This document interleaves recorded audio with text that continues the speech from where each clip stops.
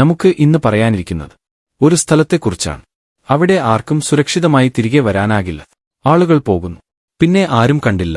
ഇത് ബെനിംഗ്ടൺ ട്രയാങ്ങിൾ, അമേരിക്കയിലെ വെർമോണ്ടിൽ സ്ഥിതി ചെയ്യുന്ന ഒരു അസാധാരണമായ പ്രദേശം.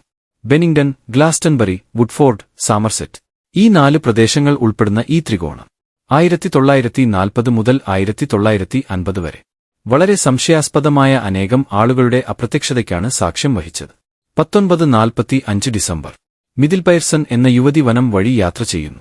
അവൾ ഗൈഡ് ചെയ്ത വഴിയിലാണ്, പക്ഷേ അപ്രത്യക്ഷമാകുന്നു. പലവട്ടം തിരച്ചിൽ നടത്തപ്പെടുകയും ഒടുവിൽ അവളുടെ വസ്ത്രങ്ങൾ മാത്രം കണ്ടെത്തപ്പെടുകയും ചെയ്തു. 1946 8 വയസ്സുള്ള പോള വെൽഡ് വിനോദയാത്രക്കായി വന്ന ഒരൊറ്റ ചെറിയ യാത്രയിൽ നിന്ന് കൂടെയുള്ളവരുടെ മുന്നിൽ നിന്ന് 1 മിനിറ്റിനുള്ളിൽ അപ്രത്യക്ഷമാകുന്നു. ആരെയും കണ്ടെത്താനായില്ല. ഇങ്ങനെ 5 ആളുകൾ 5 വർഷത്തിനുള്ളിൽ നല്ലവണ്ണം ഭൗതികമായി അപ്രത്യക്ഷമാകുന്നു. ശരീരങ്ങൾ ഇല്ല, എവിഡൻസും ഇല്ല, ക്യാമ്പ് ഫോക്കുകൾ പോലും ഇല്ല. ചിലർ പറയുന്നു ഈ പ്രദേശത്ത് ഭൂമിയുടെ ഒരു യഥാർത്ഥ ഭീകരകുടി ഉണ്ടാവാം.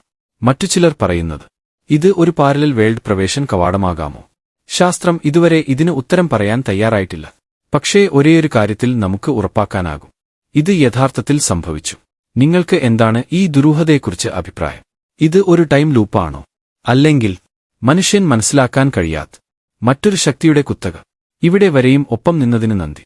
ഇതുപോലെ അന്യമായ അതിശയകരമായ മിസ്റ്ററികൾക്കായി നമ്മുടെ ചാനലായ ഷാഡോ മിസ്റ്ററി സബ്സ്ക്രൈബ് ചെയ്യൂ. നമുക്ക് ഇപ്പോൾ 50 സബ്സ്ക്രൈബേഴ്സ് പിന്നിട്ടു. നിങ്ങളുടെ പിന്തുണയ്ക്ക് ഹൃദയപൂർവ്വം നന്ദി. നിങ്ങളുടെ അഭിപ്രായം കമന്റായി പറയാനും മറക്കല്ലേ.